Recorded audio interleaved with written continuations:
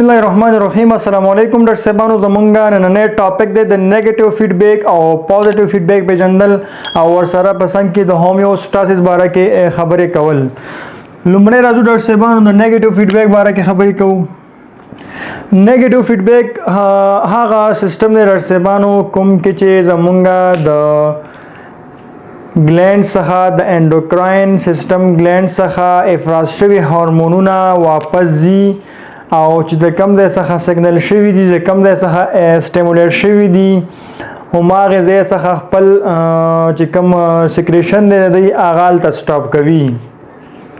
لکه فرض مثال تایرایډ ګلینډ دی موږ سره دا تایرایډ هارمون افرازوي د چا په مرسته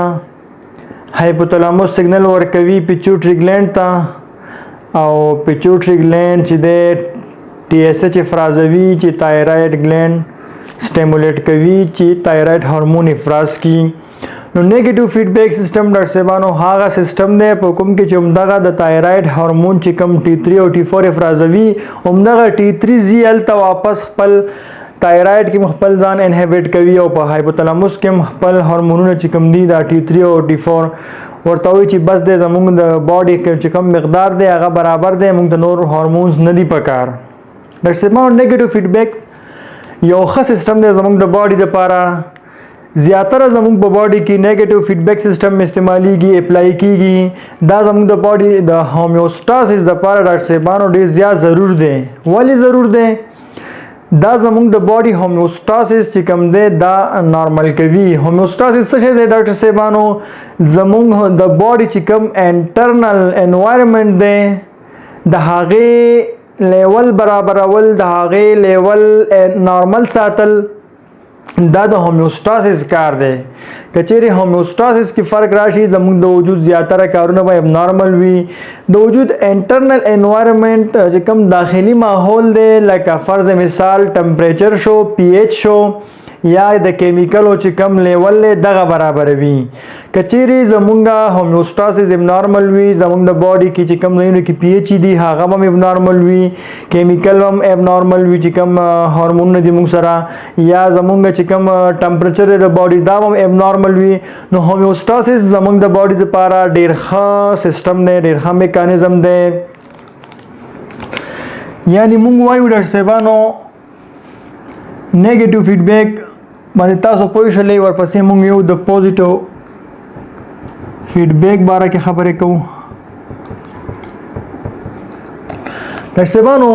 نیگیټیو فیډبیک زموږ باډي دپاره ډېر ښه دی دا زیاتره زموږ باډي کې استعمالیږي ورپسې پوزیټیو چې دی ډاکټر صاحبانو پوزیټیو فیډبیک سیسټم دا زموږ باډي کې دومره زیات نه اپلای کیږي دا کم ابنارمل ځای کې دا اپلای کیږي یعنی نارمل ځایونو کې دا زیاتره نه اپلای کیږي یو دا هغه ټایم کې اپلای کیږي د منسټرل سایکل ټایم کې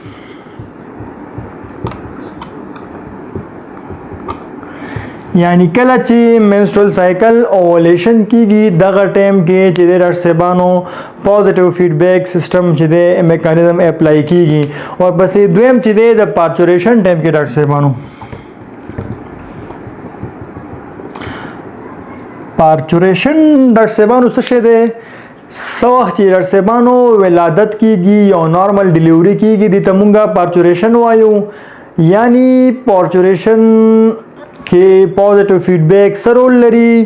ډاکټر صاحبانو د اکسیټوسین چې دی د هغې افراز د هغې چې کوم میکانیزم اکسیټوسین ډاکټر صاحبانو د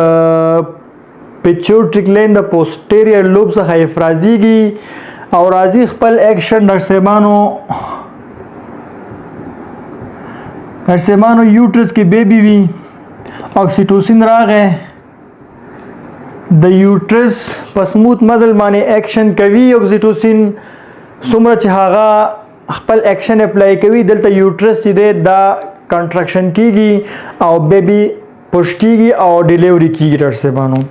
دې ته موږ وایو ډاکټر صاحبانو پوزیټیو فیډبیک سیسټم یا ډاکټر صاحبانو که تاسو فکر کړی کله چې ماشوم ملک سکینګ کوي برست څخه د مور چې کله ماشوم ته شوده ورکوي ډاکټر صاحبانو برست فیډینګ چې کله کوي دې ټایم کې هم چې کله د اکسیټوسین چې څه ټایم کې راوځي ډاکټر صاحبانو وبخښئ ډاکټر صاحبانو د ملک چې څه ټایم کې سیکریټ کیږي دغه ټایم کې اکسیټوسین په د ملک په ګلینډ باندې دغه کوي اکشن اپلای کوي او ماشوم ته چې د شوده افرازیږي. ډاکټر صاحبانو یو په دې ځای کې دا استعمالیږي پوزټیو فیډبیک سیستم او یو د پارچوریشن ټایم کې او بل منسټرول سایکل ټایم کې. ډاکټر صاحبانو موږ دا وایو چې پوزټیو فیډبیک سیستم زموږ باډي کې ډېر زیات نه استعمالیږي. موږ دپاره چې کوم ډېر ضروري دی هغه نیګیټیو فیډبیک سیستم دی او بل چې د رسمونو نیگیټیو فیډبیک سیستم موږ لپاره ځکه ضروري دی چې دا زموږ د باډي هومیوسټاسس چې کوم دی رسمونو دا نارمل ساتي. هومیوسټاسس مې درته مخکې ویلي ډاکټر صاحبانو چې دا څه شی دی.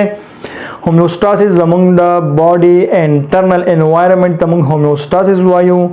انټرنل انوایرنمنت فار ایگزامپل زموږ پی ایچ زموږ ټمپریچر د باډي او زموږ چې کوم کیمیکلز دي د هغې نارمل ساتل دا هومیوسټاسس شو. که چیرې نیګیټیو فیډبیک سیستم نه وي نو هومیوسټاسس به اب نارمل وي. ډاکټر صاحبانو تر دې دمه د الله په امان زموږ چینل سره سبسکرایب کړئ او انشاءالله بل لیکچر کې به ګورو. الله مو مل شه.